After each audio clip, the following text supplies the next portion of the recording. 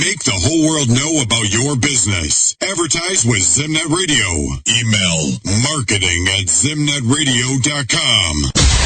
Ladies and gentlemen, welcome. You are listening to DJ Sodza live on Zimnet Radio.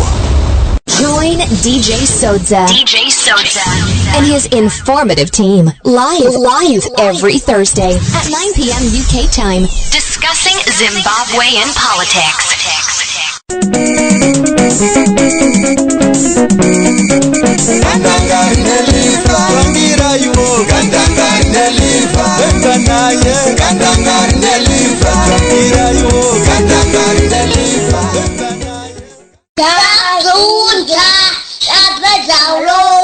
Mama, Tunda, Papa, love Mama, Tunda, Papa, love Mama.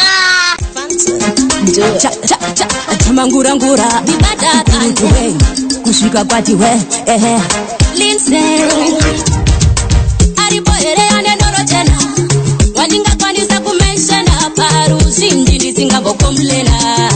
Chimwe ya zidi ku explaina vanomira nevashakawo mavangani vanokutira mumatambudziko vangani vasingazokureve usipo vangani saka chaka yako yakanaka shamwari vanomira nevashakawo mavangani vanokutira mumatambudziko vangani vasingazokureve usipo vangani saka chaka yako yakanaka shamwari muupenyu dziva wekutamba naye aikona kuzoyeuka pave paye vazoviringwa newaunenge unaye kuzoyeuka bako mvura yanaya kare wozochema kuti ndiyandiparira dzimwe chamwari dzinoda kutongwarira anofara kutoona uchiyuwira ozouya pedyo kunganoda kukuyamura vanomira nevashakawo mavangani vanokurwira mumatambudziko vangani vasingazokureve usipo vangani saka chaka yako yakanaka shamwari vanomira nevashakawo mavangani vanokurwira mumatambudziko vangani vasingazokureve usipo vangani saka chaka yako yakanaka shamwari anofara kutoona chitambura chaka chamwari kwayo nezokuyamura paunochema paya nokubvumbamira azombokusiye pasi uchiwira musodzi pamatama anokupukuta zvamunotaura patenyu anopumbata azoende kune vana chigwauta shamwari yemachokwadi isiri yekututa aripo here anendorochena wandingakwanisa kumenshena paruzhinji ndisingambokomblena chinge yazviri kuexplana vanomira nevashakawo mavangani vanokurwira mumatambudziko vangani vasingazokureve usipo vangani saka chaka yako yakanaka shamwari vanomira nevashakawo mavangani vanokurwira mumatambudziko vangani vasingazokureve usipo vangani saka chaka yako yakanaka shamwari muupenyu dziva wekutamba naye aikona kuzoyeuka pave paye vazoviringwa newaunenge unaye kuzoyeuka bako mvura yanaya kare wozochema kuti ndiyandiparira dzimwe chamwari dzinoda kutongwarira anofara kutoona uchiyuwira ozouya pedyo kunganoda kukuyamura vanomira nevashakawo mavangani vanokurwira mumatambudziko vangani vasingazokureve usipo vangani saka chaka yako yakanaka shamwari vanomira nevashakawo mavangani vanokurwira mumatambudziko vangani vasingazokureve usipo vangani saka chaka yako yakanaka shamwari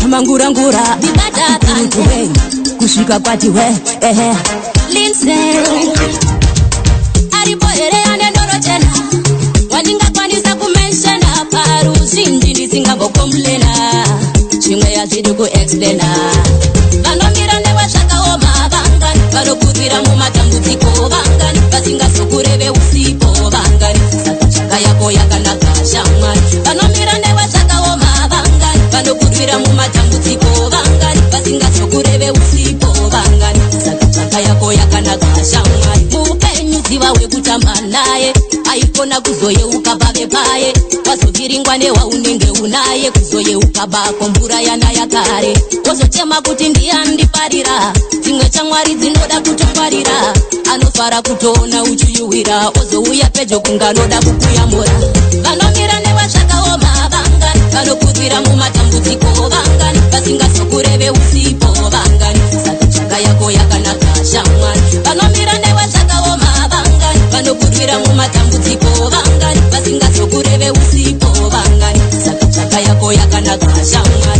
unofara kutounotitambura tagacha mwari kwayo nezokuyamura paunochema paya nokubvumba mera azombokusiye pasi uchiwira musodzi pamatama anokupukuta zvamunotaura patenyu anopumbata azoende kune vanhu achigwauta shamwari yemachokwadi isiri yekututa aripo here anendoro chena wandingakwanisa kumenshena paruzhinji ndisingambokomblena chimwe yazviri kuexplena vanomira newazvakaoma vangani vanokurwira mumatambudziko vangani vasingazokureve usipo vangani saka yako yakanaka shamwari vanomira newazvakaoma zvisina imori yezimbabwe that is chimandara chinonzi lindsay kwanziko wanomira neve vanganiko in times of need paya paunenge uri matambudziko your true friend will always be there for you and those that are fake will run away. They will not want to hear from you. Now Zimbabwe is 8 minutes after the hour of 10 right here in the United Kingdom. It is a very warm welcome to each and every one of you. This is what we do every Thursday. Come up with different topics, political stuff that are happening in Zimbabwe there. Some of the topics we would have planned a topic for a week or so, but some of the stuff that comes out, it might come today. Then we decide, well, that is an issue we need to talk about today because it's fresh. But anyhow, before I introduce the panel that we've got here today, let me just right, for those that were listening yesterday, last week, we had a story about Kitsi Negonzo, you know. So the gentleman now wrote to me and told me what he meant by that sentiment of Kitsi Negonzo. I won't read what he wrote about Kitsi Negonzo, but for those that were listening, you know what I'm talking about. And this was what he meant. Hanzi ndaitarisa pachimiro cheZimbabwe kuti inyika ine vazhinji vanoti vatendi vaMwari asi vachitadza kubatsira hurumende kuti ione gwara rakanaka rekufamba naro. Vari kutobatsira kuti hurumende iende musango nekurega kuidzora painenge ichirasika. Vanongoridza mururu nemiridzo apa hurumende ichirasika.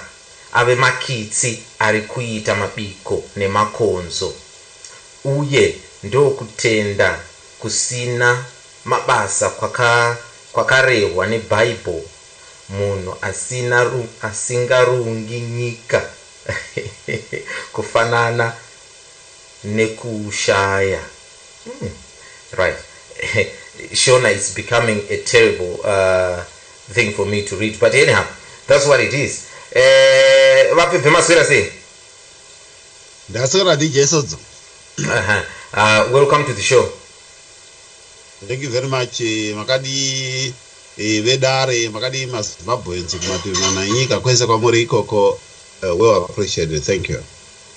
Thank you so much. Mukoma Benford, you are with us today. Where have you been for the last 2 weeks?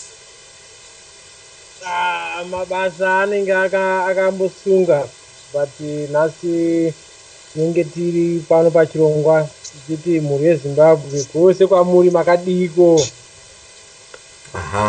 Thank you so much.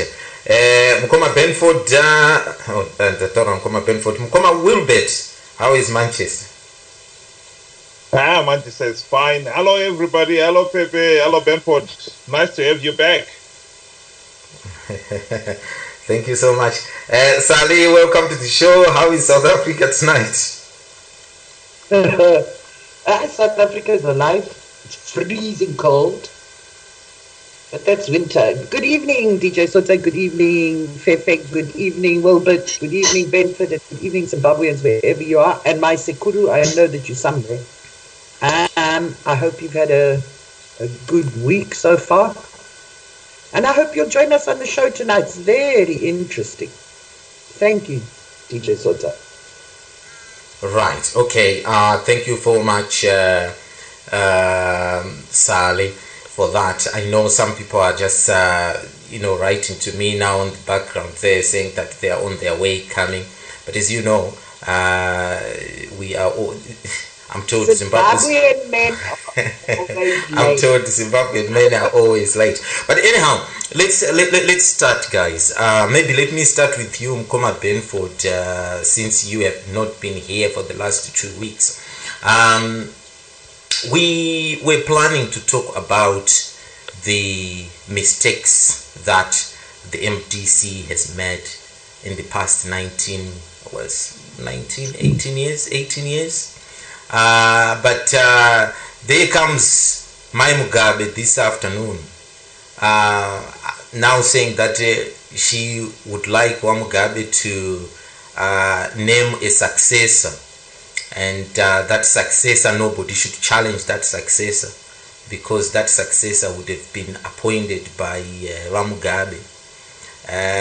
But winding back, a few months, this was the woman, she was the same person who said that succession should not be discussed at all, because Mugabe will be there, and succession will only be discussed when Mugabe was sipo. But I was shocked today to hear her on the podium saying that she wants Mugabe to actually name a successor. And she went on to say that successor should not be challenged whatsoever. That will be that. I don't know, Mkoma Benford, did you see the interview, and what did you make of it? Yes, interview ndaiona DJ Sodza. I think reality is setting in. Grace is realizing that the old man time is slowly coming to an end. Like she's realizing that the longer he prolongs this issue of succession, is going to divide ZANU-PF, and by that time it will be almost be impossible for Grace to to control the influence the process. In other words, she would rather have Mugabe appoint somebody who are not trusted here, who are comfortable here, than kuti Mudara will ask a position and then get out of control. So having said that, I think this is an opportunity that Mugabe should also use to appoint somebody who is neutral, somebody who can advance not only ZANU-PF but the country as well. Unfortunately, he doesn't have as many options. The only person I can if Mugabe was to make that move and appoint him as his successor, is somebody like Gideon Gono, the former Reserve Bank governor. Probably the only person I can think of at the moment, like what the first lady said, whoever was nominated, everyone in ZANU-PF is going to rally behind him at this stage. So somebody like Gideon Gono, I think, is somebody who will be respected in the international community and will be accepted by the international community. And I think that will be a very good move. Unfortunately, I don't see him being accepted by groups like the war veterans. So what I can say in conclusion is that the first lady just opened a can of worms. It's going to be some very interesting drama in the next couple of months, as different factions within ZANU-PF try to strategically position themselves. Okay. Thank you so much, Mkoma Benford. I don't suppose you guys can hear me clearly there? Yeah, we can hear you. Now we can hear you clearly. Okay, thank you so much. Now, let me welcome Dr. Mazodze there. Welcome to the show, Dr. Mazodze.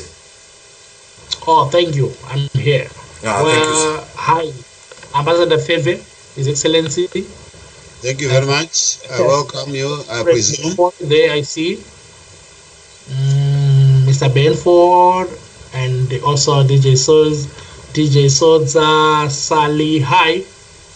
Hi, how's it? And how is SA? It's alive, I think. Hopefully you are taking very good care of Comrade Zuma. Yeah, I'm number 7 wife now. Oh, wow. That's exactly. Welcome to Atlanta. Thank you.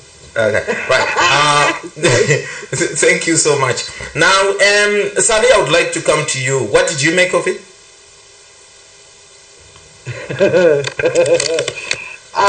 To me, it's Grace, well, the First Lady, okay, I'll be polite. The First Lady opening the way for the President to name her as the successor. Okay, I mean, she says, and whoever he appoints, the people must follow. There must be no arguing. Yeah, because she wants him. She's opening the way for him to appoint her. Okay, and for me, that's how it is. I mean, I don't see it any other way. So she's just opening the way. And this has been discussed between her and him. I mean, this is not rocket science. Okay, this has been discussed between her and him, and she's the one that goes out there and opens the way. And then the next thing he announces, she's the successor. There we are. And what happens after that? Hey, who knows? Okay, so Sally, you think that this is something that they've discussed under the between the sheets in the bedroom, and between the sheets and the wheelchair. Yeah, what puzzles me basically was that this is a woman who was saying not so long ago, saying that there should be no one talking about succession at all. Yes. But what has changed? What has changed now in a space of 2-3 months to come out and say the president should name a successor? Because you see, no one must talk about succession. Okay, that means the rest of the ZANU PF people, they mustn't talk about succession. Okay, it doesn't mean that there mustn't be succession. It just means that no one must do it. Okay, because the successor, the successor has already been organized between her and Mugabe. They know who it's going to be. Okay, and now the time is right because hey, it's the path has been laid. Okay. And we're coming up to 2018. We're getting closer to 2018. Mugabe's been to Singapore, I don't know how many times already. So things are starting to move in the direction of Mugabe ending up in the coffin. Okay, now she has to now make the claim, and that is what's happening. Okay. That is how this thing is going. You can see in the background the frenzy that she's going through. Okay, claiming Mazoe Dam as a private dam, first time in history. Okay, all this kind of business. There's a frenzy going on in the background because he's going to declare that she is the successor. Because another thing. Sorry, another thing that surprised me was that she was also saying that if the president chose me, she said if the president chose her, she would be happy to take it. There we go. You see, you've got to, I never look at the face value of something. Okay? I don't look at her standing there making that speech. I look at what's going on behind, what she's doing behind the scenes, what's going on with him, what's going on with the kids, okay? And then you start listening to what she is saying when you've got the whole background thing organized. I mean, come on. She's laying the way to him declaring her as his successor. There we are, finished. Mm-hmm. There's Okay. nothing more than that. Okay. Aywa, Sally, thank you so much for that. We've got a couple of people that have just joined us. Chief Soshe, welcome to the show. Makadi DJ, makadi vamwe vese vakateerera, makadi mhuri yeZimbabwe, matimana ese nyika. Tokwazai nemufaro mukuru. Aiwa, tinotenda chose nekuwa pano kwamaita Chief Soshe. It's always a pleasure having you on the show. Vamwe vachangotibata, what's the name there? Hello, Pazimnet Radio. Oh, me? Yes. What's your name, my sister? Tanya.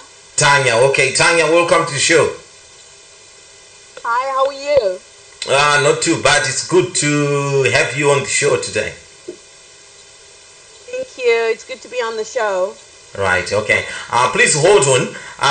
What we are discussing first and foremost here, I don't know if you guys have seen what the First Lady has been saying in Harare today, where she was addressing the Women's League, and she said that she is urging the president to now come out and tell us who he thinks should succeed him.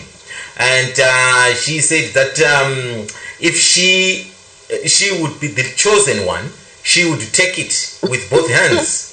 So this is what we are talking about at the minute. But before I come to you, let me go kuna Mkoma Wilbert. Mkoma Wilbert, what did you make of all this?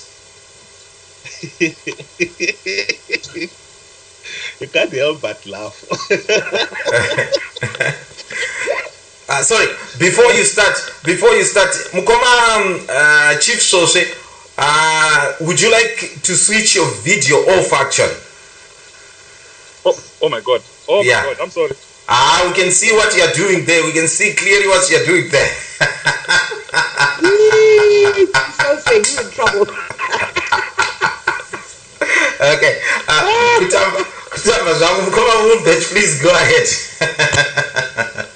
Well, the one point that you mentioned there, DJ, was that up to now, Mugabe has been very careful to avoid naming a successor.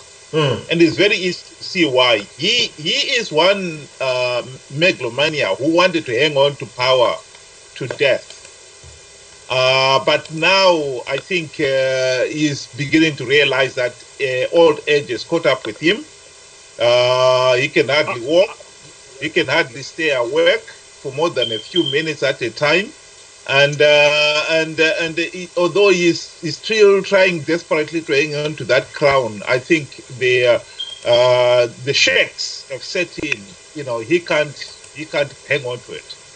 So the alternative now is, okay, if you name a successor for him, it will mean he can groom him or her for another year, 2 years, without people saying no, hand it over. And so he could still hang on to power until death. But the other important thing so that maybe is one reason why he's willing to name the successor instead of stepping down and let somebody or the party decide who is going to be the successor. So they still have to hang on. But in this particular case also, Grace is beginning to realize that if he doesn't name the successor, she is definitely out of the game. Because at the present moment, the two candidates who are eligible, according to our national constitution and ZANU-PF's own constitution, at least if he should die suddenly, is one of the two vice presidents will have to be president for 90 days, and then the party will decide. The party can pick anybody then, but for those initial period, it has got to be one of the vice president. And at the present moment for Grace, the chance of being picked, she doesn't have a base. Whether she likes it or not, whether Mugabe likes it or not, G40 has not made any impact. They've tried all the maneuvering they can, but they have not made any meaningful impact. The only group that they can rely on is maybe the Women's League and the Youth League. But let's face it, those are just followers that you want to have when you want to make noise. But if you want to make any meaningful impact, those youths, they just make noise. Women, they always, the women's league also, they are just picked up, especially because they can make a lot of noise. So they have no political impact.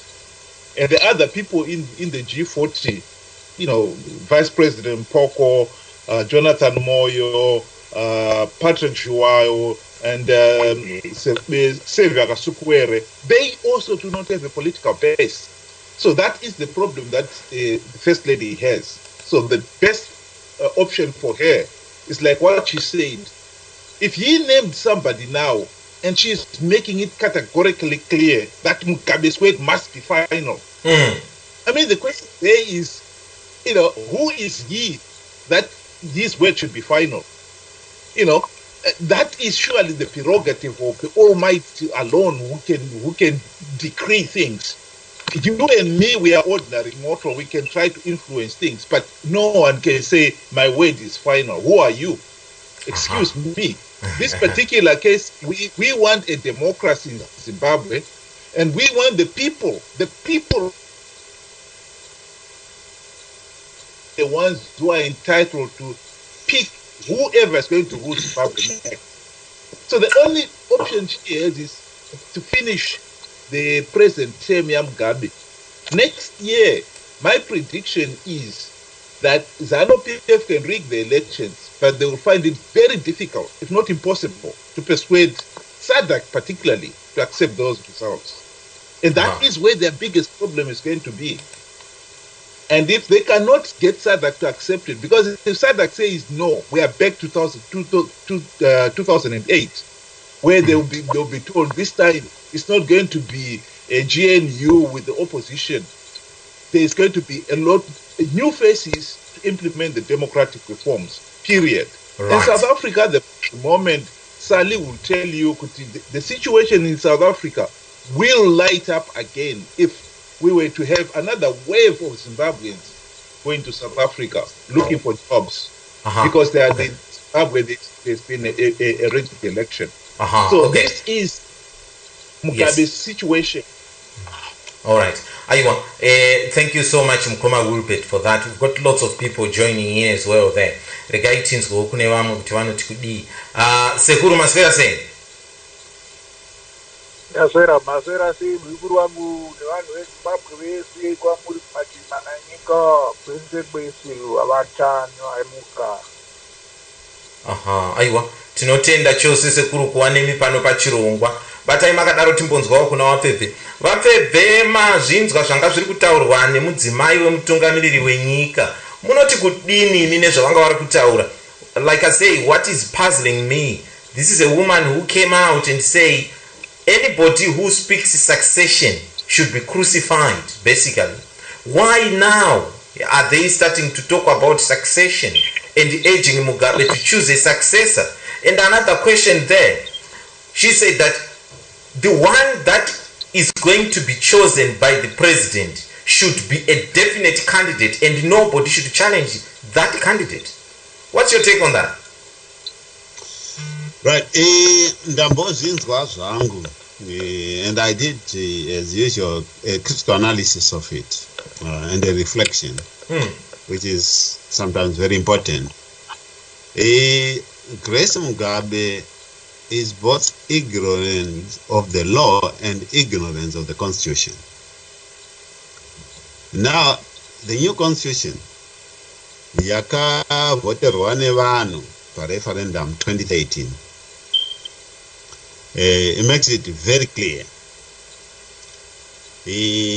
Section 101, subsection 1A, could in the event of death or resignation or incapacitation of a sitting president, what will happen for that office? The roadmap is very clear that the vice president, the first vice president, automatically becomes the president to finish the term. Right? Then the second vice president becomes the first vice president. Then the second vice president's post becomes vacant. What does that mean? What that means is that I think I did sometimes back allude to the fact of what I think Grace is trying to do. Right? I know many people are thinking with Grace Arugudagwita take the position of the president. She might ignorantly think it is possible when constitutionally it's not. What is possible is that assuming that in fact there's no reason for Mugabe to appoint a successor because the constitution is very clear on that. Now, let's say for example, Mugabe today then appoints Grace as the successor, okay? Which is possible from a part point of view, not from a national point of view, right? I think you understand where I'm coming from, and it's very clear. There are two distinctions there. President, we party because mind you, Mugabe is president of ZANU-PF, okay? They is president and also the first secretary of ZANU-PF, okay? Now, we are not sure whether Grace meant a successor as the president of ZANU-PF or president of the country, because those things are two different things. I thought she meant president of the country. I don't know, but I thought that's what the thing. Okay, if she meant president of the country, because it might have been also an error on her behalf, because ZANU-PF, the way it behaves is that there is no distinction between party politics and government politics, which is totally different.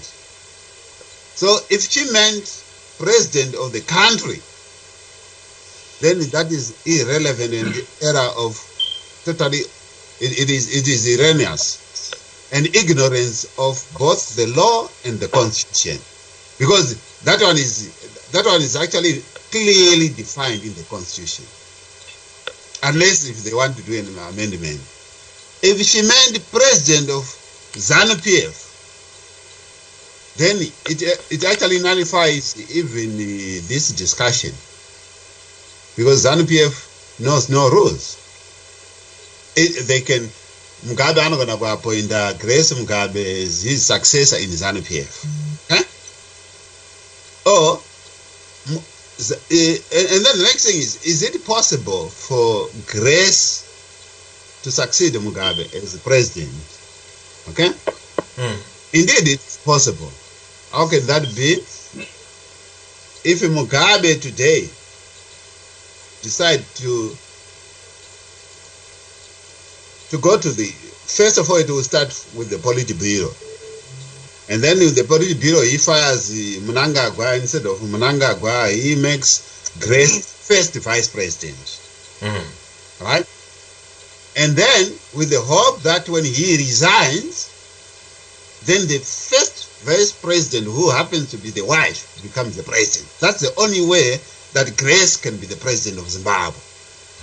Other than that, those are two different positions which actually by law must not be confused. Okay, Mapepe, for the sake of moving on, I know we've got 4 people that are waiting very patiently there. I've got a very simple question I need to ask you.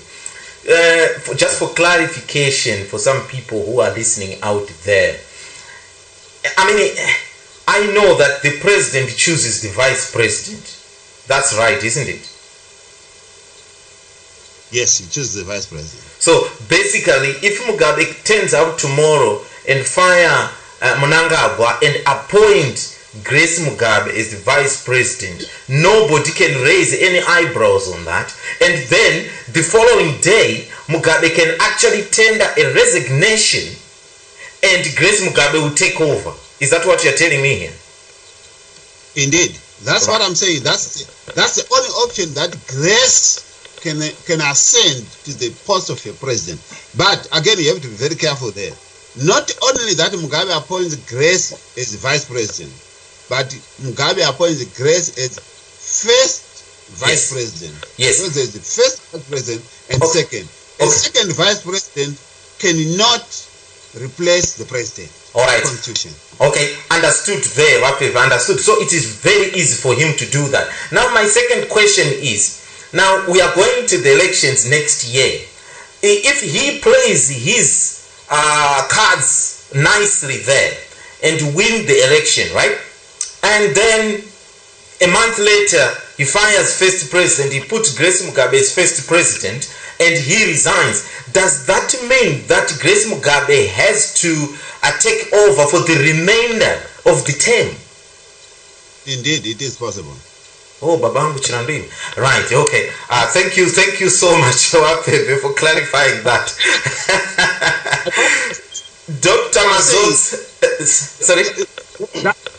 The question that you posed is different from naming a successor. Can you see where I'm coming from? But this is naming a successor in a discrete manner. Yeah, you cannot name. And actually, you can implement a succession. Those are things altogether. All right. No, thank you so much, Wapepe. Tunakwenda pana Dr. Mazodze hapo next online. Dr. Mazodze, very interesting indeed. What did you make of what Dr. Mugabe had to say this afternoon? Thank you. Nyaya Grace yakatoome bichana nokuti what happens is that Grace mudzimai wawa Mugabe is actually the president's wife, and in other words, actually at one point in time Grace even declared kuti ari kutotonga, which is one reality that we must always live with. Kuti practically Grace is running Zimbabwe, and she really is running Zimbabwe. So what is basically happening is that Mugabe is this divisive character where whatever he wants to do, he uses Grace to communicate an opinion, and at times he appears like he's indifferent what is happening.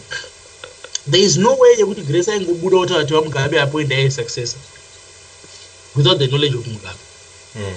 I don't think we are fools or we are still so young or naive not to understand that. That is exactly the mind of Mugabe. But he wants to say it's just the women's league that is saying that, so people can debate and think about it. So Mugabe creates a debate using his wife. So what is now happening is that also Grace in Mugabe, let me say, they've realized time is really gone, and the situation, the center cannot hold anymore. We can't live in this suspense for any longer. So they want to have the final say in a situation they have no control over. They don't want a situation in which the nature will take its course, which Mugabe is no more there. Then eventually, what do they want to do? They want to do this thing in a smart way so that whoever is going to be appointed is the success. I don't think Grace I want to say, I don't really think she even dreams of that. Of course, but she wants to be the kingmaker, to decide who takes over, so that the person will yield to certain conditions. That's exactly what they want to do. But remember just what happened recently, first lady.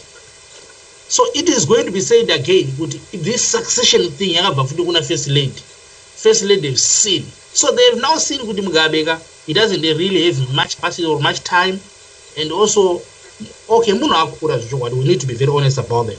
So Grace akuda a smart way you could eliminate Mugabe from the scene. However, putting a person and control like Grace so that at least they continue with this control thing.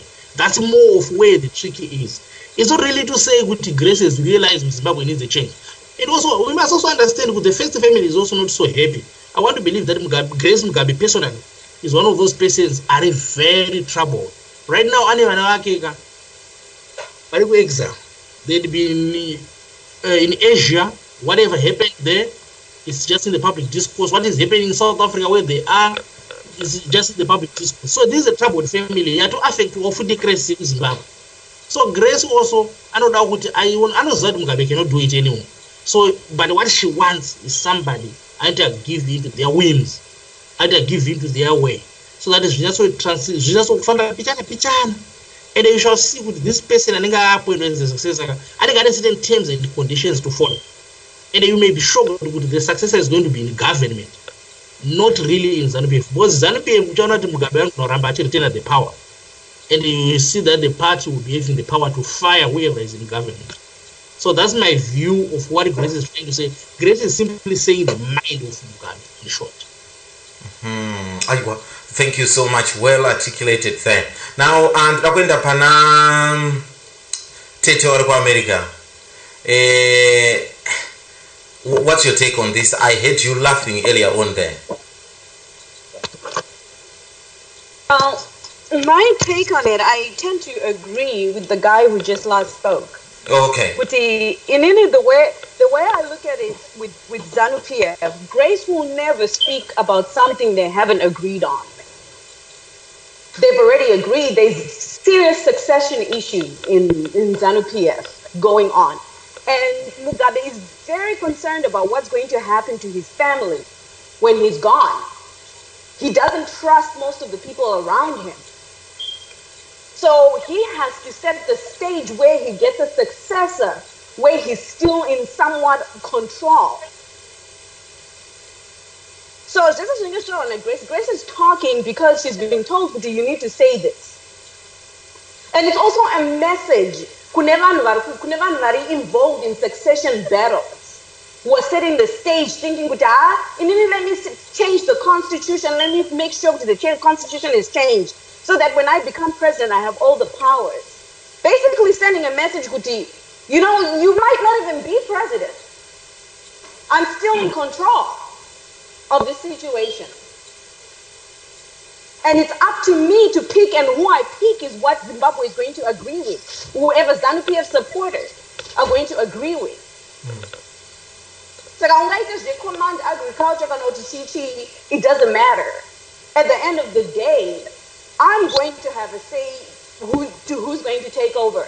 And then I have a feeling that it's not even going to be. And I see someone maybe even someone in ZANU-PF but not really prominent, someone even like Gideon Gonham taking over. Someone who people are not even thinking. Because you have to understand, one thing I've noticed about ZANU-PF is a lot of the people in government who are power hungry, they don't even trust each other.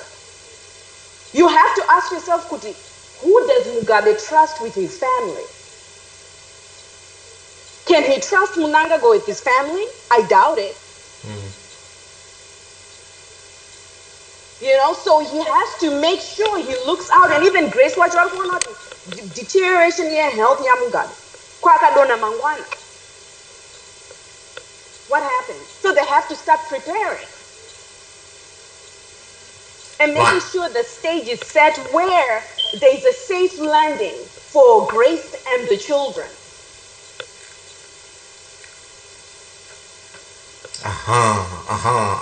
So she's not so Grace. I mean, Grace, everybody. The thing is, we expect crazy stuff from Grace. So they know that everything that Grace says, people will be talking. But Grace is used to convey the messages. Mugabe anakupusa. That man is a very smart man. For someone to be still holding on to power at that age, and Mugabe. I mean, he's a very smart man. He knows what he's doing. Okay. So, anyway, my sister, you're saying that you agree with Dr. Mazodzi that really what's happening here is the Mugabe family wants to appoint someone that they know that even if when the president is no longer here, the family will be in safe hands and they can still have a say on what's happening. Because if they don't play their cards smartly here, if someone comes in and the president is not there, the family and the wife might find themselves in a very precarious position. Yes. Okay. Right. Okay. Thank you so much. Now, we've got 13 minutes before we go out for a commercial break. But before I do that, let me let me hear from Chief Sose. Chief Sose, what's your make on this? What did you make of it? Well, like all the speakers have said, that Grace is crazy, you know. But it's just like all the people in ZANU-PF. I always say most people in ZANU-PF, you know, they have a certain degree of madness, craziness. Because ukaona vanhu vanenge vachiomberera benzi parinenge richitaura zvekupenga, naivo vanotopengawo, you know.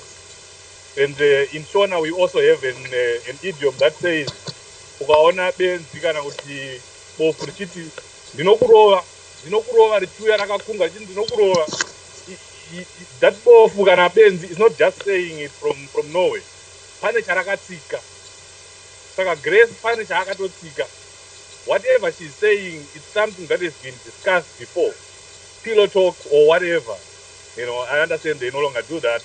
But I think if she wants to talk about these issues, she actually goes to Mugabe's bedroom and talks about these things. It's something that has been discussed. It's something that has been agreed.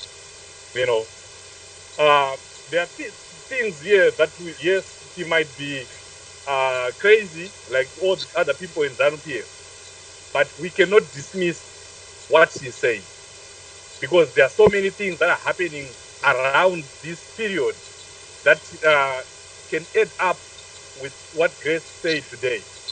The youth sector. A week ago, the youth were saying, we will not accept any successor who doesn't have a Mugabe name. Where was that coming from? And then we also have the women's league sector. We have heard women coming up saying, we want Amai to succeed. They have actually said that. And then we have the biggest factor, which is the Mugabe factor, the husband factor. You know, Mugabe wants his children to be safe. Right now, that's the only reason why he's still holding on to the power, I assume. Because he's like in a quandary, you know. He doesn't trust anyone around him. He's not trusting anyone. He's not trusting Mnangagwa. He's not trusting the people who are purporting to be supporting him, the G40. He's not sure if his wife, if his children will be safe. Any of those people in ZANU-PF. But obviously, you would want to think that his children are safe if his wife takes over. So that's why I'm saying,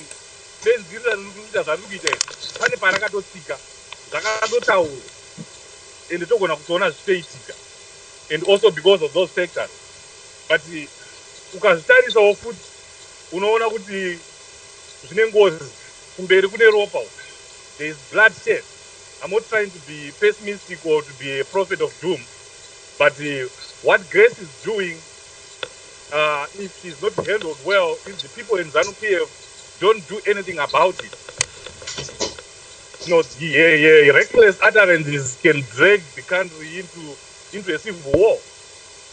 Because you heard what, if you looked at the other video, Grace was actually saying we should change the constitution. Yes, it's a ZANU-PF constitution, but it has national, impact. And then Mugabe, when he was speaking, he also alluded to the same thing, and he was saying the constitution is meant to save the people, not the other way around. And if the people are saying the constitution should be changed, then it should be changed. But who was the people? The people was Grace. These people were colluding. They were talking about the same thing, something that has been discussed before. So as we go towards the inaugural ZANU-PF Congress this year, we expect to see changes in that constitution. Maybe 3 vice presidents, as Grace was saying. And then eventually, Mugabe can even say Grace is now the first vice president. He can say that because there is going to be a lot of lobbying from the youth, from the women, and obviously anyone who supports Mugabe. So, okay. But then all this that is happening is also being watched closely by our army generals. Anachuenga, and Parents and Chuenga on the same side. We saw it from the recent utterance that Chuenga, when we also saw Parents supporting Chuenga. So the two top men in the Zimbabwe military are supportive of Mnangagwa's president. And then they see Emafikele Zolo, Grace, coming in, stepping up to the president. After all that Mnangagwa has done to get to the promised land, do you think they're just going to watch and let Grace do whatever she wants? I don't agree with that. They will definitely do something. So I foresee a situation, if this is not handled well, I foresee a situation where we'll, gradually get into a civil war. And us as Zimbabwean people, we should not take this lightly.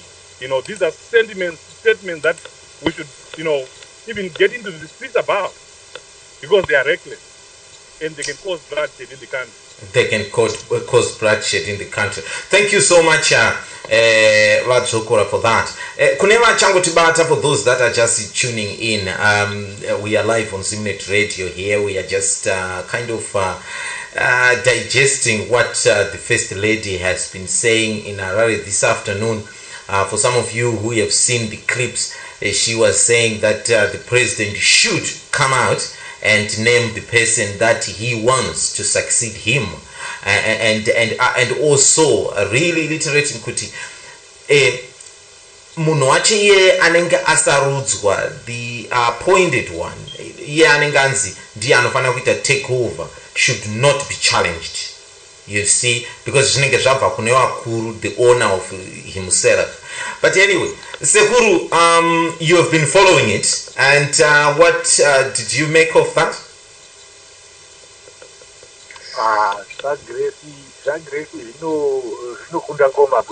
Anyway, the situation in Zimbabwe is all muddled up. In that, this ZANU-PF succession issues are conflated with the state succession issues. Now, state succession issues are decided by elections, not by ZANU-PF succession issues. But because ZANU-PF it is the state, the problem we now face is that whatever happens in ZANU-PF becomes a state issue that seizes all our minds. And we try to explain issues from a national perspective when it is actually a sectarian perspective issue. When Grace says the president, she doesn't mean the president of ZANU-PF, she means the president of the state. But in her own thinking, the president of the state and the president of ZANU are one and the same thing. So there cannot be any other president in the state without a ZANU president. So when she suggests that when whoever is nominated by Mugabe to be the successor, she means to be the successor as ZANU-PF's first secretary, as they call it in ZANU-PF.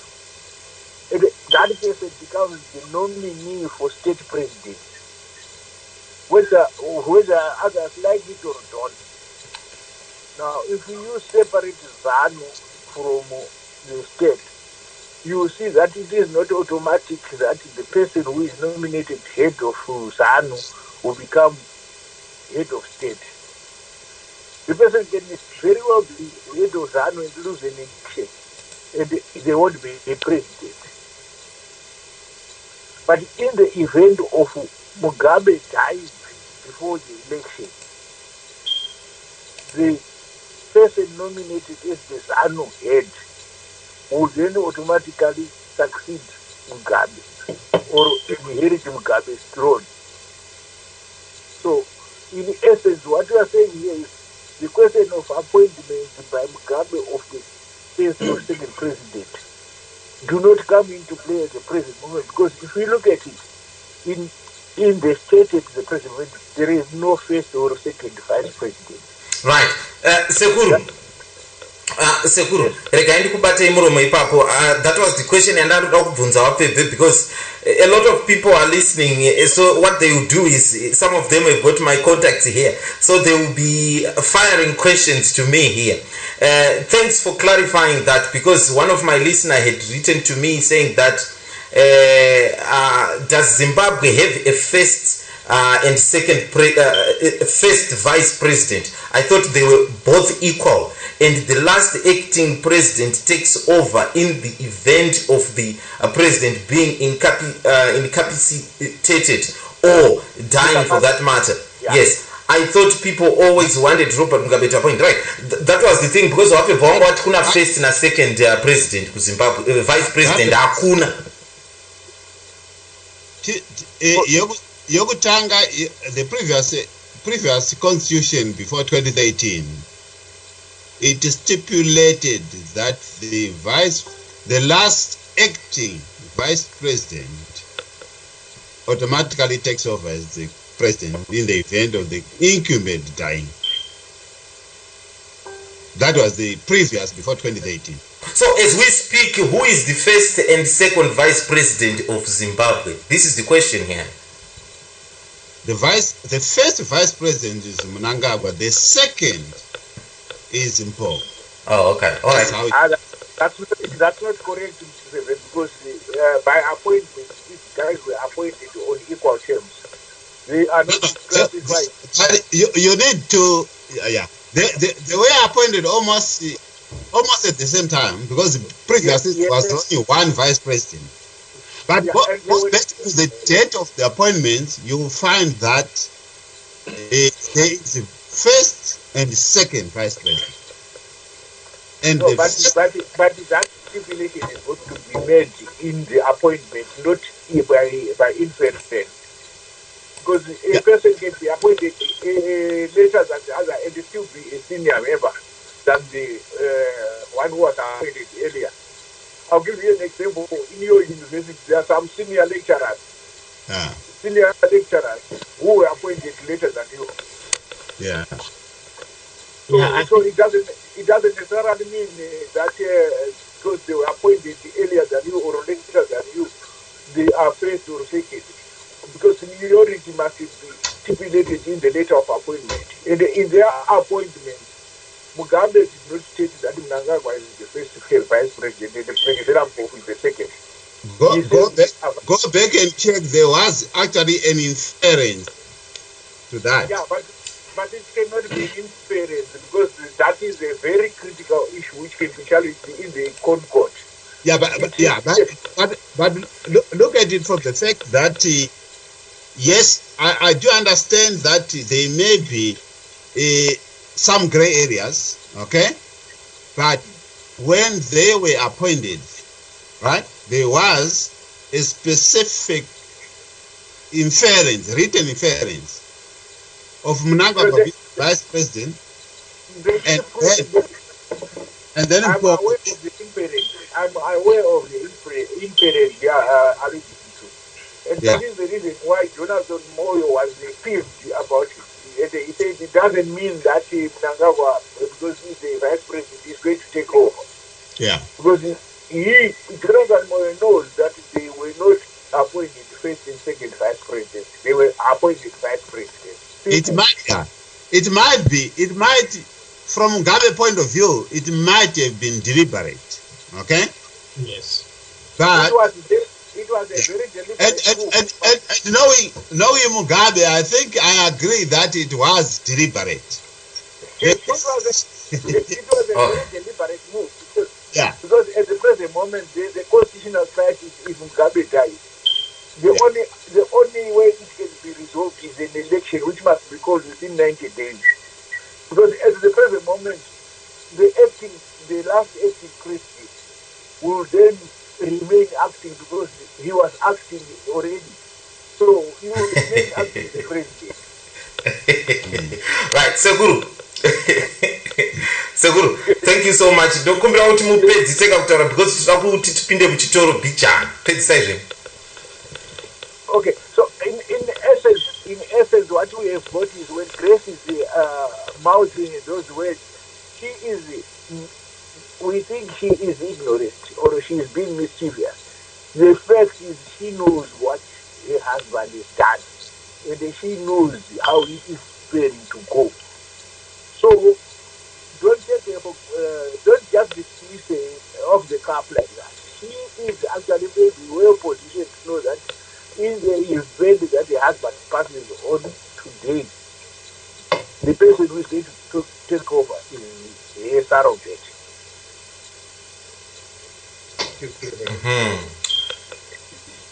All right. Sekuru.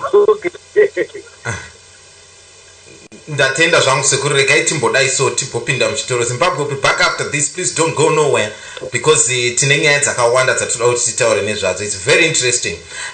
Tinawo moyo watibata zvakare panhare apo, so tida kunzwa. Maybe he has got the information as to whether we've got first vice president and second vice president in Zimbabwe right now as we speak. And we also want to hear his thoughts on Mai Mugabe coming out and saying that the president should name his successor, and that successor should not be challenged by anybody. And she went on.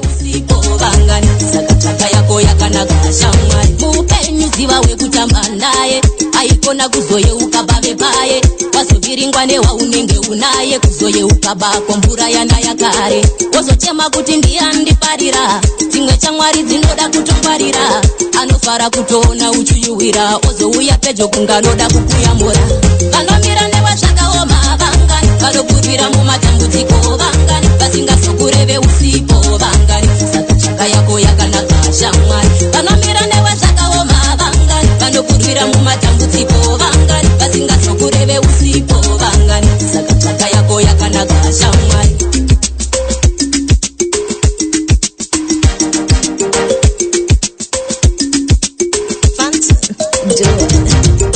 Make the whole world know about your business. Advertise with Zimnet Radio. Email marketing@zimnetradio.com. Tazunda, tapeza lofta mama.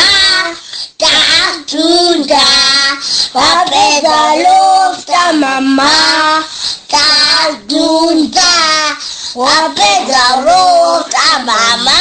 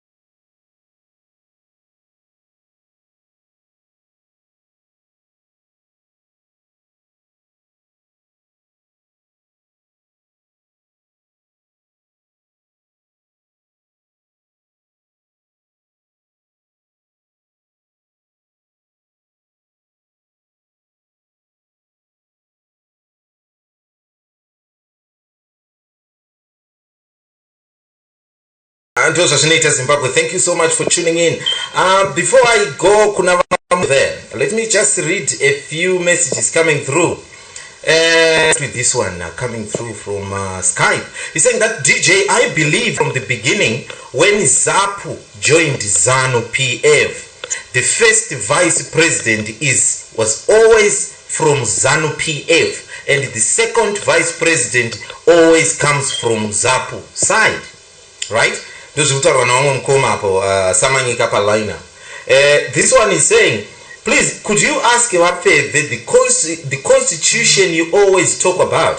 ZANU PF can make an amendment easily because they have 2/3 majority in parliament, like what they did with amendment number 1. This is what I said back then when the MDC reduced their legislative power and expressed constitutional changes.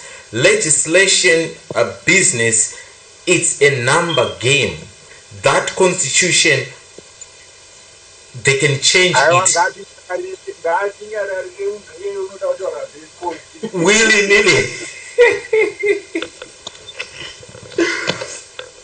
This one is saying Mpoko always disputes that and has corrected Hungwe on that. Mugabe deliberately did not state in the appointments. Robert Mugabe knew that if he stated first vice president as required, he would have appointed a successor. There will be a constitutional crisis if he dies today. That is another one coming through. But anyhow, I want to hear from Mamoyo. Mamoyo.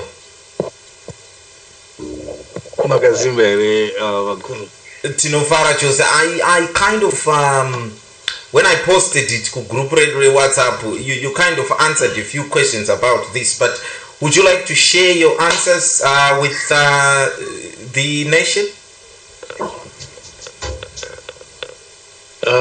Which question? Yeah, the question of you have heard what Mai Mugabe was saying this afternoon, saying that we need Mugabe to tell us the successor now, so that there will be no quarrels or disputes when he's not there, and urging the supporters that whoever is chosen, we should go by that because it's come from the boss. And she said that if the president chooses her, she is happy to take over. What did you make of those, statements?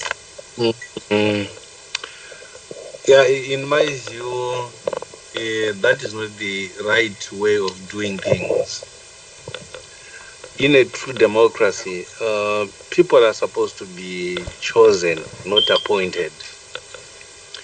Incidentally, this business of appointment, this is what happens in Botswana. And in Botswana, the president is not voted for, he's appointed. And he's appointed by an individual. It's sort of similar again to what happens in South Africa. The only difference is in South Africa, they go to their own Congress where the vice president is chosen. And he is still chosen to be the next president. Actually, he's chosen to be the leader of the party, who then becomes the president. So there's a semblance of democracy in South Africa, whereas there is nothing at all in Botswana, where the president is the one who personally appoints his vice, who will automatically become the president. So to me, that is completely unacceptable. It's unconstitutional. No, not unconstitutional, but undemocratic. Leaders must be chosen so that they become answerable to the people. In the case of Botswana, the leader is appointed and is not answerable to anyone, which is wrong. So my belief is no, Mugabe should not appoint, but the people should choose. If they want a successor, I mean, they should go for a proper election, and then somebody must be chosen from there by the people, not by an individual. So I think the First Lady in this instance, she was misfiring in that I don't think leaders should be appointed. They should be chosen by the people. But thank you so much for clarifying that. Can you clarify to us, do we have a first vice president and a second vice president in Zimbabwe as we speak? I need to cross-check again that one, but I always thought Mnangagwa was the first vice president and Mpoko was second. Yeah, but I need to cross-check that one further.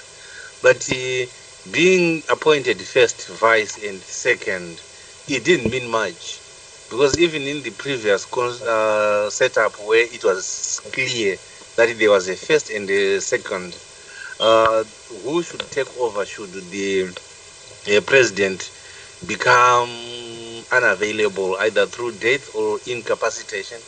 It used to be very clear in the constitution that it was the last acting or the current acting, depending on the circumstances of the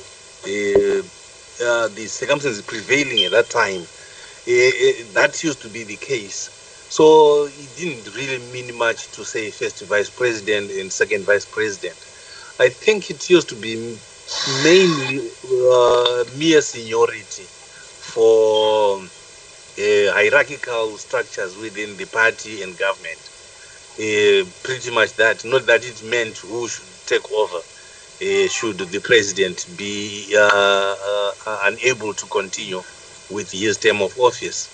So I need to cross-check to find out if it is still the same in terms of title. It could be as it used to be in the past.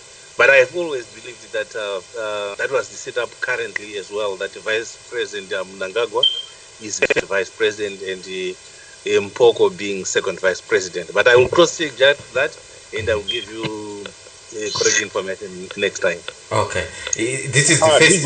Let me just correct Mr. Moyo. Okay. Okay. Rekaitanga tiri kwamuri Dr. Mazodzi. Rekaitanga na Chief Sose. Chief Sose, go ahead. Yeah, Mr. Moyo is fond of lying. You know, he thinks people are not paying attention. That's very unfortunate. What he's saying about Botswana is not true. Botswana is one of the most democratic countries in Africa. Yeah, the president doesn't appoint anyone, but the constitution of Botswana says if a president steps down midway through his term, the vice president automatically takes over. And this has been the trend in Botswana. It happened with Mohai, it happened with Masire. I don't know why they do that, but like now, with the present situation that we have now, Kama steps down before his term expires. The constitution of Botswana is very clear. The vice president automatically takes over. But for democracy purposes, that vice president goes through primary elections in the party. Right now, as we are speaking, 2 weeks ago, there were primary elections for the president of the party in Botswana, which were won democratically by the vice president. So there's nothing undemocratic about it. What he's saying is not true. You can go and check again the same way he's going to check what he promised to check. And then he can come back and tell the people that what he said about Botswana is not true. Okay. Right.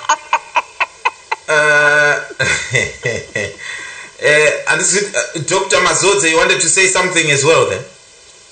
Yeah, actually, I wanted to first, let me first start by concurring with the last speaker on the issue yanga ichitaurwa yekuti Botswana South Africa. Munoziva kuti chachiri chokwadi zvacho, but sometimes kana chikataurwa zvinyoronyoro chero dziri nhema zvoita kunge chokwadi.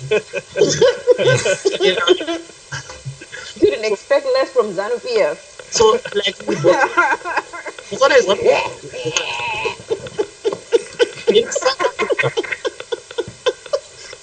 I mean, if they told the truth, we would all choke to death. The world would fall in. Okay? Yes. Right. So what you're saying is that Wamoyo was not telling the truth there. His statements actually have got a very bad relationship with the truth. Going forward, come to the issue of Zimbabwe. Panya first and second vice president. previous constitution tatina first vice president vakatangarwa navamuzendava nanavangomozvidaro. But now this new constitution now, remember in a deferred clause, it will after 10 years, which is 2023. Pachanzeke pana first and second vice president, right in black and white. Then as of now, Mugabe knew of this. Remember Mugabe survives on divide and rule. He plays one faction against the other. So he went just silent. Like now, we are on a bridge from the old to the new constitution in this period of 10 years, including the 2018 election going forward up to 2023. So Mugabe has remained very silent and mum about who is the first and who is the second. So it's not like in black and white to say the Mpoko is second, Mnangagwa is first. It's not like that.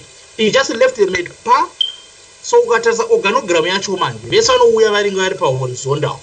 Saka Mpoko anenge achitaura kuti ndine power, Mnangagwa otaura kuti ndine power. Saka what Mugabe just does akangosangana the other anongoti ausiona here kuti you are more senior to this one. You are more senior to this one. So he plays them against each other. While is vachibvambarira G40 La Costa, Mugabe perpetuate his own goals. So everything is to his advantage. Because even now, you will see that even when Mugabe appoints his successor now, as he has just communicated through his wife, you will see he will take not any one of these. He already disqualified Mnangagwa. He said nobody can lead. And actually, you will be shocked. Okay, let me just throw in a name. You will be shocked to see Mugabe coming in as president. Trust Mugabe, Major General. He may come in as president. Why? There are a lot of reasons to argument that.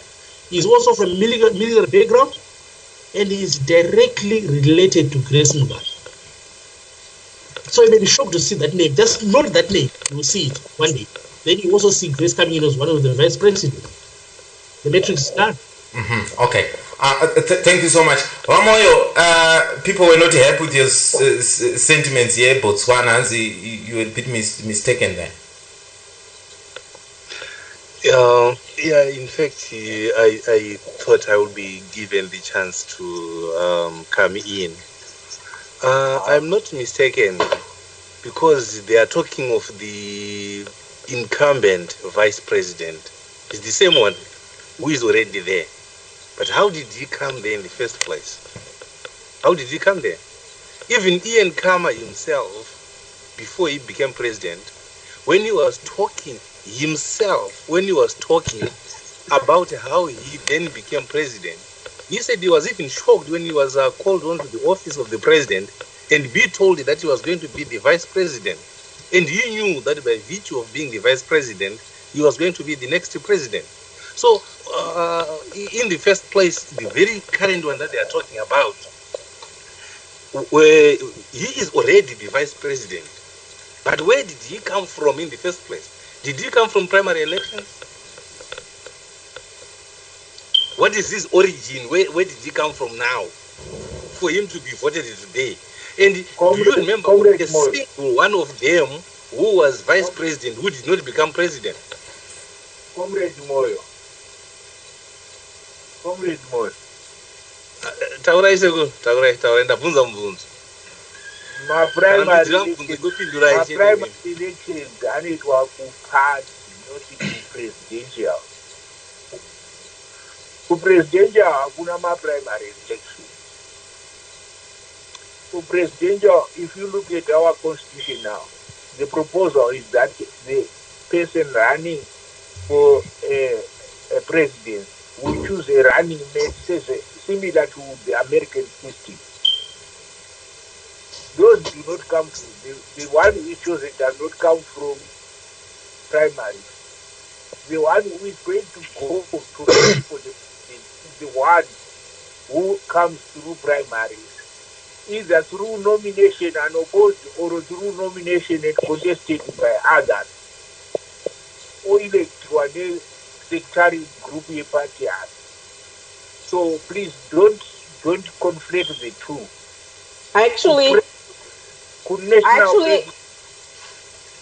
I'm actually looking at the election results from the National Assembly that elected Khama as vice president. He received 2,986 votes to become vice president. Fine. in the National Assembly. Yeah. But he was elected by someone. He was not just appointed. I tell you what, guys. I tell you what. This. You know what? I am Zimbabwean myself, and I'm sure the rest of the people listening are Zimbabweans. They would not want us to start arguing for the next 40 minutes about the constitution of Botswana and who is vice president and all that. Honestly, we do not want to continue with that. What I want to do now is we want to move on. The president was in Lupane the other day, and think that some people might want to think it was inciting violence, and some people would want to say actually he was saying violence, there is no place for violence. Now I don't know who is telling the truth here. I have listened to the clip over and over and over and over again, and I'm thinking, if you are saying to the youth that if you find people causing trouble, beat them up before you call the police to come and sort it out, is that not inciting violence? I don't know. Sally, what did you make of that statement that the president said, that, telling the youth that if anyone is making trouble, beat them up, then you call the police after you've dealt with them? Is that condemning violence or is inciting violence? My English is not very good. It's inciting violence. And it's telling ZANU-PF officially to go out and beat the knickers out of people. He did it, on the international stage. You see, Moyo gave some excuse there in the group about some blah blah ZANU-PF concocted propaganda cuck, You go back in history, all you've got to do is look and see at the ZANU-PF violence, burning people's houses down, beating the knickers out of people, abducting people, and it goes on, and raping the woman, and it goes on and on. And then you get the sanctimonious 93-year-old excuse for a president that ZANU-PF is so proud of, trying to say that it's the other people that are inciting the violence, so therefore you can beat them up and then you call the police if you feel like it. Please, seriously, do you think Zimbabweans are that stupid? They're supposed to be, as you say, Mr. President, if not in fact in the world, in Africa. Now you are telling us that you want us to believe other people that are inciting the violence, while darling little ZANU-PF is there with its crown, not a crown, what's that thing, a halo of innocence sitting above them. And only in all these 30-something years, they've never committed any violence whatsoever, Only now they can go. They are allowed officially, internationally, claimed violence against people. Please, seriously, it boggles the mind what ZANU-PF wants people to believe, and the way they treat us like ignorant idiots. All right. Okay, Sally, thank you. Now they're getting it back. Yeah. Good show. Sally, thank you so much. Let me hear from Mukoma Benford. Mukoma Benford, what did you make of that? Was the president merely denouncing violence, or in fact seen as inciting violence? Let me answer your question, DJ Sodza. I think at times we miss some of these things. If you listen to what Mugabe was saying, probably the argument could be was he sincere or not. But what he said, I wouldn't say he was inciting any violence. He was saying there are people that outside ZANU-PF who go around committing some of these. So in the name of ZANU-PF. And he was therefore telling my youth party market, if you find those people,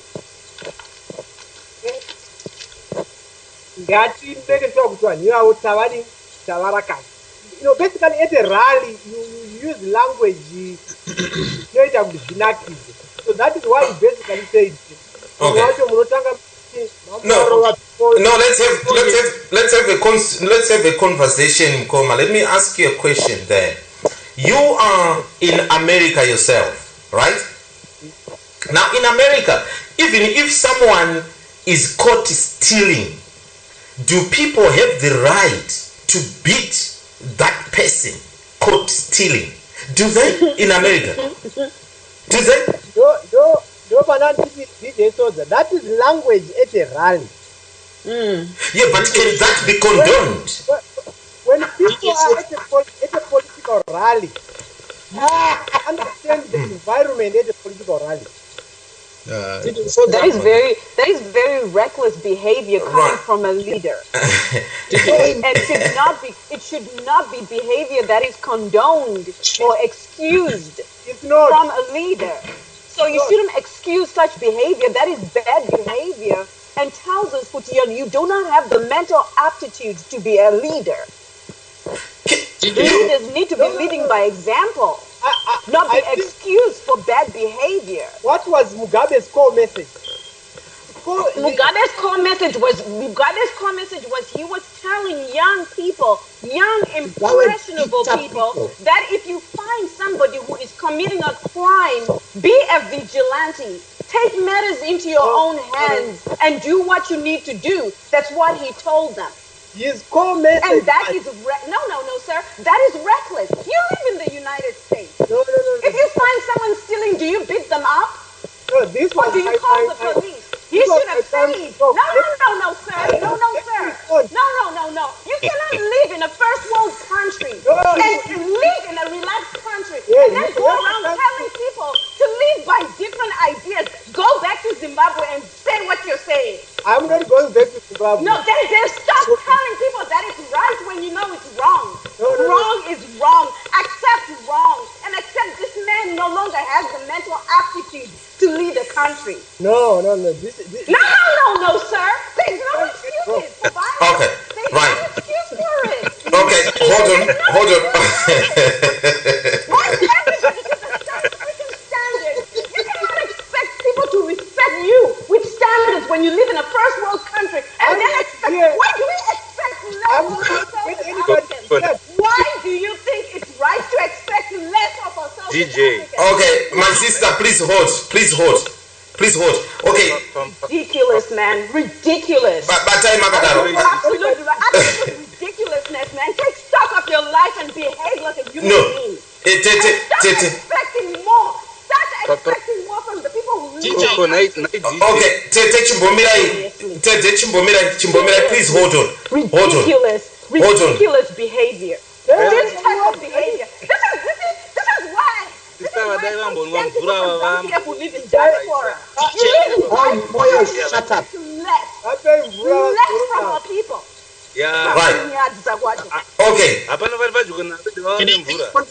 No, Batai Makadaro. We want to move on, guys. Right. Mama Sodza, Okay. I think one thing that we need to understand is the context within Robert Mugabe was saying this thing. Yes. The context for violence. No. No, please hold on, sister. Hold on. No. I know. I'm trying to understand because this man actually think there's context. There's context for violence. There's context for raping people. There's context for beating people up. No. Take a look at yourself, sir. You are shameful. DJ. If you think there's context for violence. Right. What is the meaning of this? What is the meaning of DJ? Yes. So tired of these people, man. DJ, yes. Always excusing bad behavior. This is why Africans don't get nice things. This is why we can't get nice things. Tete Rose. Everything. Okay. All right, Tete Rose. We don't want to cut you off. We want you to stay there. But can you please listen to me for a second? Would you please? Yeah, I'm listening. Right. Okay. Dr. Mazodze, please contribute. What did you make of the president telling youth to take matters into their hands if they find someone in the street misbehaving before they even call the police for that matter? He said deal with them first before you call the police. Was that inciting violence or not? Or we are taking it out of context here? Answer you there. Right. What I'm trying to say is that my name is Wangu Mazodze. I'm a scholar of African politics, Zimbabwe. A scholar. I'm a politician. I follow what happens on the ground in Zimbabwe. Yeah. So do the rest of us, Mr. Scholar. Go back to school. Go back to school. Because you definitely didn't go to the right school. Sodza. Right. Scholar, my foot. We don't debate like that. Right, okay. My foot. It makes me so angry. The anger I feel, women get raped. You know that ZANU-PF has... Right. Okay. All right, guys. I've had to make some drastic. Hold on, guys. I've had to make some drastic measures here. Ramazodze, please go ahead. Okay. We need to look at the context of what Mugabe was saying and what he meant. First and foremost, this was a factional fight which is purely ZANU-PF. So what has happened is this. Mugabe was not even sincere by his statement to say go and beat up people and whatever. What is happening is that it's Kuzichipanga who complained of Kozwa. I think those who follow Zimbabwean politics understand and get on this one with me. There is the issue of Zikosu and Kozwa. The issue of Zikosu and Kozwa is only Duana Munyarad's shoko. And these are the Zikosu students. Yangashtuka, certain ministers like Jonathan Moyo, Kozwa is going on the neck of Ngwena. So what happened is that Mugabe was just trying to play the factions as he always does. He was just playing them around. So what he did is that after Kuzichipanga, the secretary of the youth in ZANU-PF, he complained with a president could have found our terera. So now Mugabe just to make a statement go around, and if you see those boys, tell them before you tell the police. And if you want to look at the understanding, the context part of it is that a few weeks ago, actually there was a video where he caused in a hammer. And those who watched the video, they saw that there was a yellow hammer. They had to beam from a live shots, SNBC. They had to beam that particular yellow hammer. They had to show in this lady. So what had to happen is that Mugabe was not even being sincere. What he was just saying nothing. Yeah, like he was trying to fake a deal, trying to fake like he's in control. But he really meant nothing. And the other thing people have to understand is that the ZANU-PF have fully converted into a conventional political party. They are not like yet a civil movement. The same way they were dealing with things during the liberation struggle is the same way they are still doing it. Is extrajudicial. So Mugabe still has got this mentality and civil. So that's why I'm trying to say that when you analyze some of these issues, we must try to look. It was just a rhetoric from Robert Mugabe. You get the point. So it's not like to say when people try to say we can't look at the context, you can't understand politics without looking at the context. You can't just listen to what has been said today without listening to what was said yesterday. That's not politics. Okay. Every day, I follow up in the media, I follow politics every day. I know when this thing is said today, what was the point? What led to this statement? So Mugabe was just trying to say nothing out of nothing. So just nobody was arrested for that, for beating up MDC people. But the video that was shown, it caused that's why people were being beaten. Finally, that the hammer, post that Grace Mugabe. I figure it's what Sheteshi is So people should follow what happened earlier. Because if you just take a screenshot, that statement from Mugabe, what did it mean? You don't even know what informed that statement. So you don't make a better judgment. So if you want to follow policy or to comment on certain political events, you must look at the precedents. What has happened before? What has informed this particular shorty or Nasimi? So Mkoma, murukutaura imimi kuti really the president didn't mean harm in what he said there. It was a rhetoric. It was just a rhetoric. It's just a rhetoric. But Mkoma, is that accepted from a presidential person? Is that accepted? We need to first understand it that Mugabe is not a statesman. That's a fact. Because it's simple to bless. You know, look at the land reform. It was a very noble thing that the people had to get land. But imagine when you have militias on the ground. That's not being a statesman. That's not a statecraft. So we have to understand that the way Mugabe does his things, he doesn't do them in the way we expect. But we must always expect another way. Imagine when he wanted to fire Joyce Mujuru.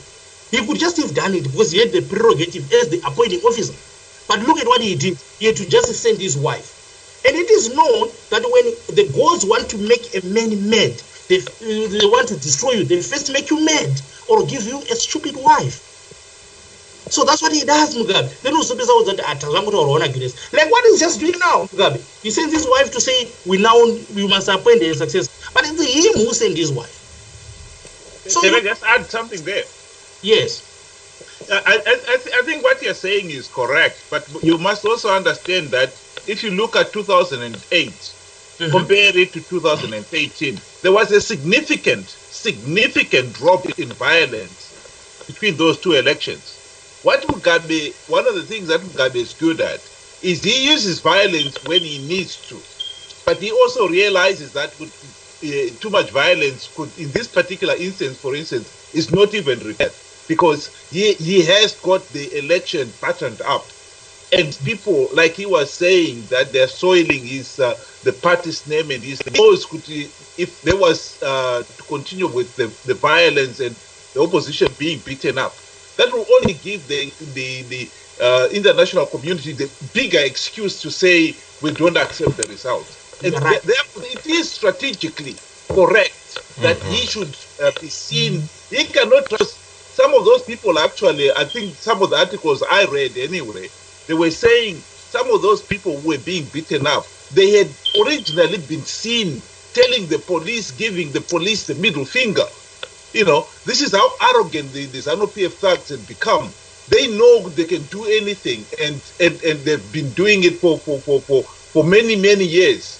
And the police themselves know, ZANU-PF, you get yourself into unnecessary trouble.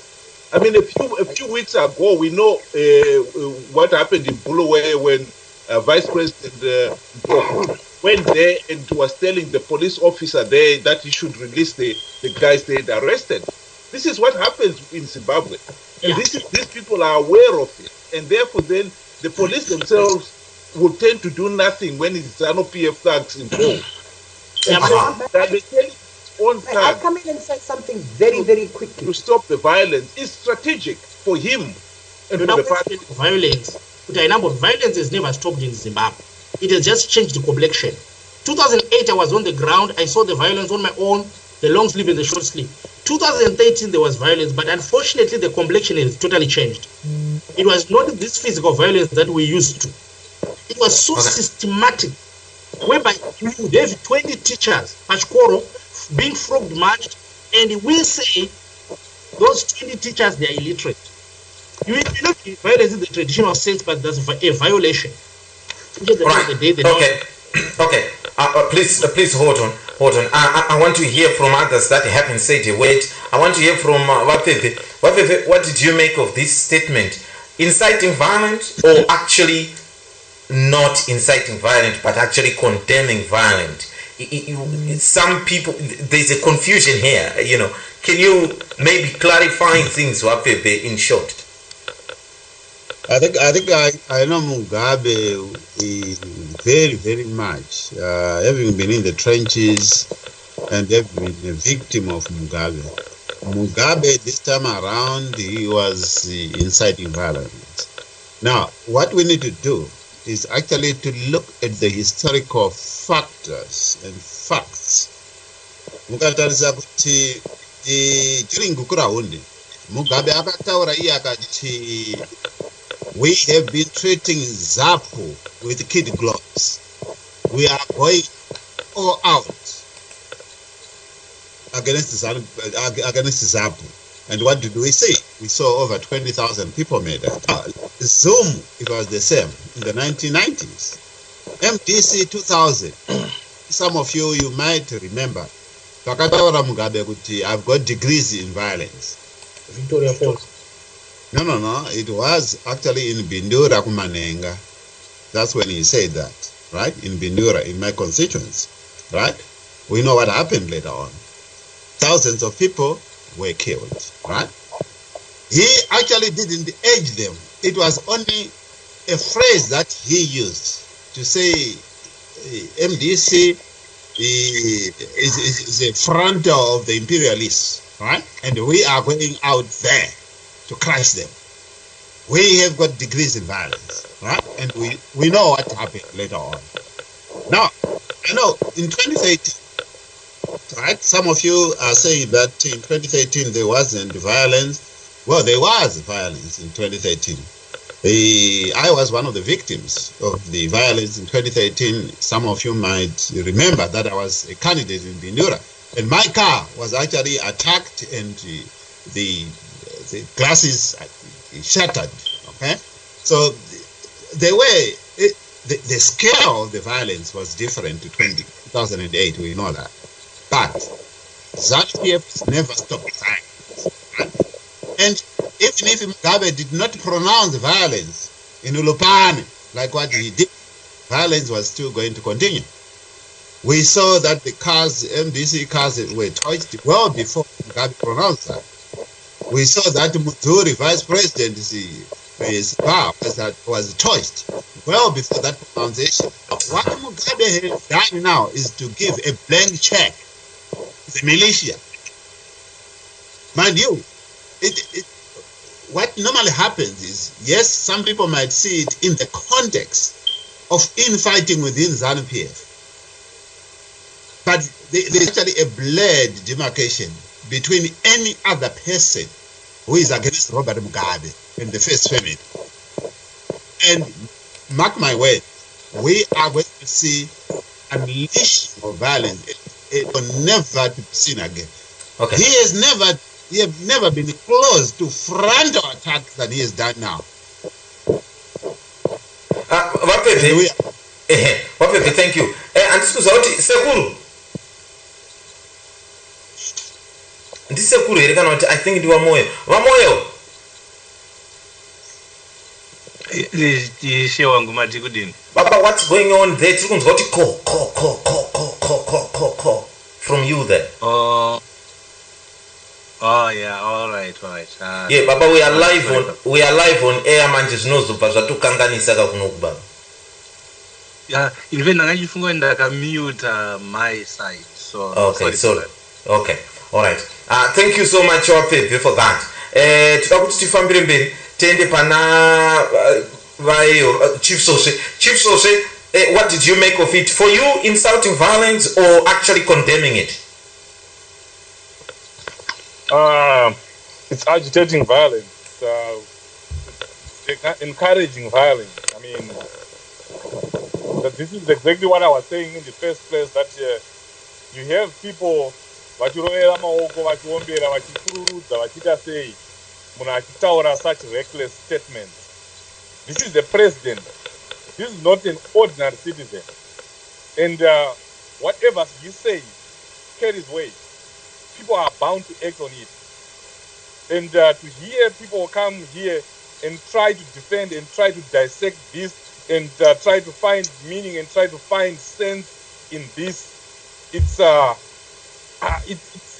unbelievable. It makes me angry because there's no excuse for a president to say what he says.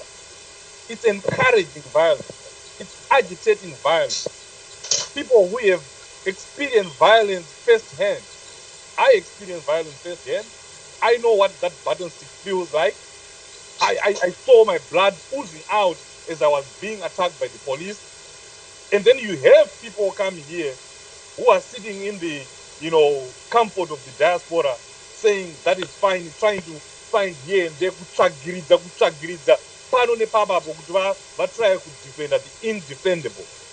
That's pathetic. It's pathetic. We should not be doing this as Zimbabwe. If someone has done something wrong, whether it's the president or anyone, all of us, ZANU-PF, we should just gather together and say, this is wrong. This is where we have to move as a people. Not to support things on party lines. It's not right. ZANU-PF, it has a well-recorded record of violence. They harvest violence. They thrive on violence. It's seen. It's there. It has been felt. It has been written about. It's there. People have died. We have Talent and Timinya, that young girl and that young man who were burnt alive near Murambinda. Ndakapfuura nepo ini ndichibva kumasvingo vachibvira vari mumota. They were burnt alive. We have Tondera Indira, who was murdered. We have Zamara. Where is he today? That's an org of violence. That's violence. And we have people here trying to defend that. There are some people, who are here today, who can live, who survived to tell the story. We are here. Vakawanda vari mu Zimbabwe. We have scars of violence. And we all know that. Why should we be defending that? No. We shouldn't be. We shouldn't be. In modern politics, we should not be condoning this. We should not be even trying to find excuses or whatever context what Mugabe was saying it in. There is no reason to find any context. Amen. Mm-hmm. All right. Thank you so much, Chief Soshe, for that. Sekuru, may I start with you? Are you with the people that are saying maybe we are taking it out of context here? Mugabe was not inciting violence there. He was in fact condemning violence. What did you make of it, Sekuru?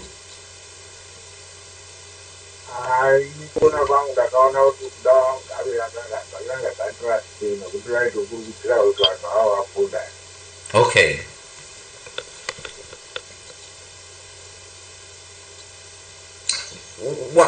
Why do you say so? I say so because of my background in marketing. The reason why we put pictures of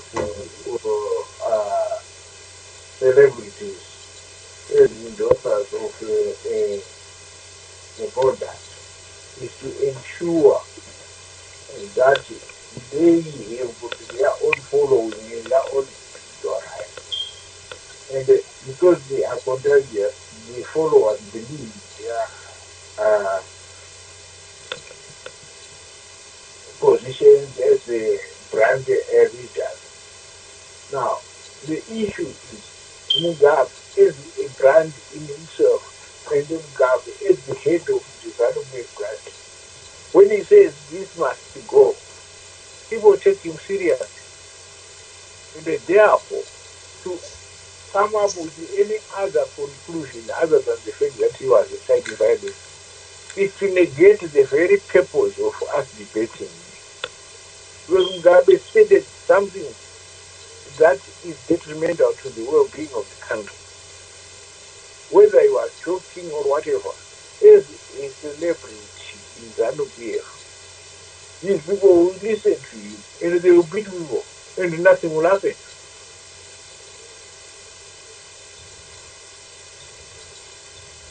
Right. Okay. Thank you so much, Sekuru. Vamoyo muchipo ira. Ndiripo hangu changamiri.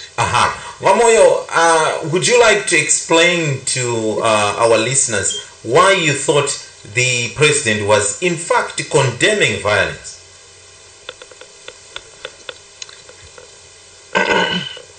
Nhai changamire vangu.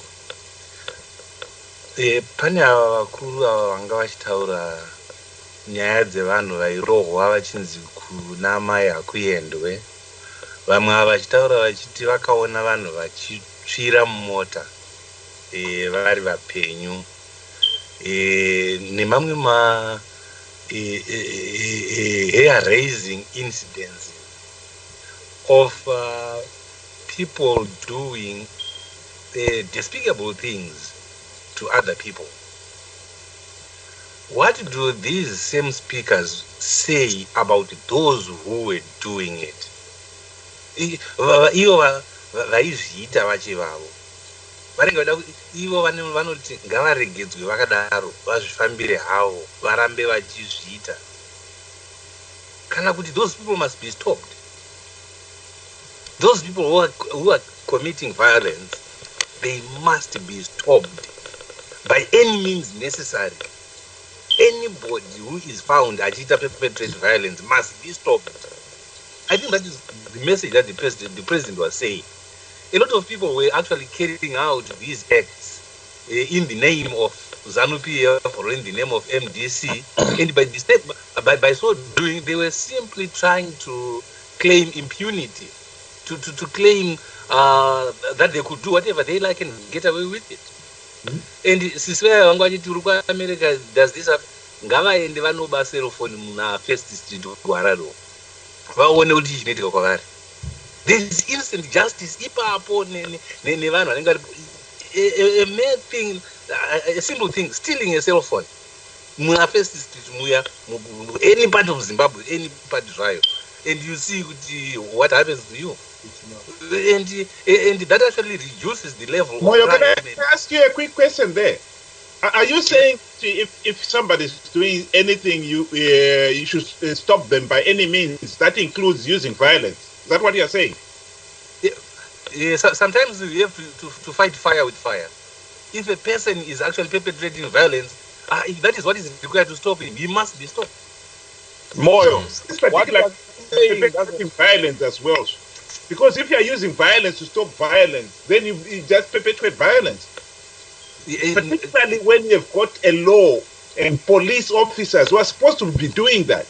You know, we can't take the law into our own hands. That's the argument there. In the majority of cases, I mean, the police cannot police everybody. They cannot be everywhere at all times. This is the reason why a lot of these, nasty incidences do occur before the police come. How long does it take for somebody to eat?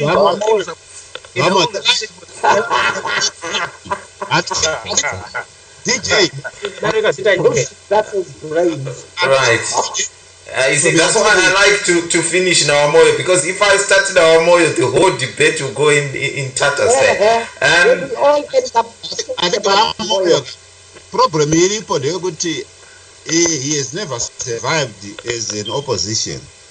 KuZimbabwe, Bvunzai, we have always been on the target. Zimbabwe, kana uri opposition, if you are attacked by ZANU-PF, ukaenda kumapurisa uchinofaira nyaya yako, mapurisa vanakuudza kuti no, this is a political issue, we cannot intervene in a political issue, right? Asi iwe ukataka munhu wezanu akaenda kumapurisa, chop mapurisa ano achikunhonga. And that has been the case since 2000. And why is it? Because nenyaya yaMugabe, say pronunciation yaMugabe is the same yamalead vanopa ma instructions kumapurisa, right? Ndio vana incite. That's inciting violence. Whether that violence was being incited against ZANU versus ZANU, right? It is still inciting violence. Correct. Okay, nai vakuru, imi munoti vanhu ava vari kuzviita ngavaitwe sei? Ngavaregedzwe vakadaro. Kuna handi ndo aitiudza here iwewe kuti kune rule of law kuZimbabwe? You have always found the rule of law. Yes. No, but the rule of law. Australia kwauri zvikaitwa izvo. Because rule of law is only for the normal people. ZANU-PF is above the rule of law. And you can hear that by what Moyo is saying. Please, hey. There's rule of law in Zimbabwe. Let it take its... Nice. Yeah, but the problem in Etigaga, it's not possible for the police to be present everywhere. So these cases will be committed. But the crime having been committed already. But in most cases, these cases, they are not perpetrated in secluded places. They are perpetrated in public places. People watching, people seeing things happening. Are you saying with that? And they know if they say anything, they are going to get beaten up by ZANU-PF. Are you saying with that enough police officers there to protect people? There's no country. There's no country that has enough police officers to prevent every crime. It's not possible. So the president. So it's okay that the president can tell any Jack and Jill to revive one. The issue is if the issue is Mugabe incited violence. A group of rogue people who go about terrorizing innocent people. Those people, I don't think they deserve to be protected by any law. Okay. No, I'm sorry, guys. I'm sorry. Thank you one more. Let me read what one of the listeners is writing to me here. I'm sorry, guys. My gadgets were playing up, so I think I got it a bit late. It's saying that the president is clearly inciting violence here. In normal democracy, he should have been asked to resign or arrested on the spot. Oh, going far.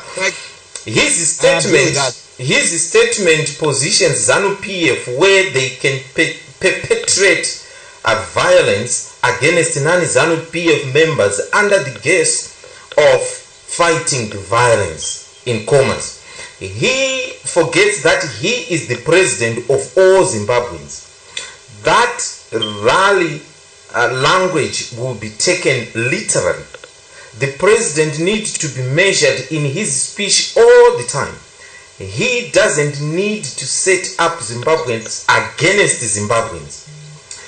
Is the same message going out to all the youth of all political parties? No need to defend Mugabe.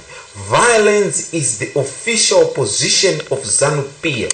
End of story. Mkoma is not a happy hour.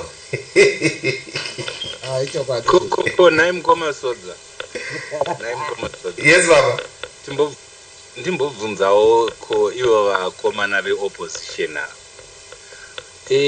ko imimi chamaimboti jambanja chii?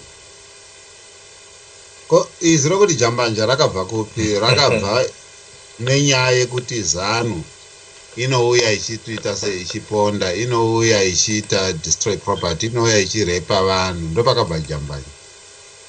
The way was not imimi maitozviti muri vakomana actually called yourselves vanhu vejambanja. Ndiwo uri kudaro ka, but ndiri kukuudza kuti izwi iro rakabva papi handirika. Yes, if you ask us whether we defended ourselves against ZANU-PF, right, attacks, it is legitimate. Yes, from that time we've done that, right? Who? It has always been ZANU-PF. Mugabe State is the doctor of violence. Here we are. Yeah, he said he has got degrees of violence. When wako president iyeyo nhasi una kuti anzi rovai vanhu mazochedza mapurisa munhu afa.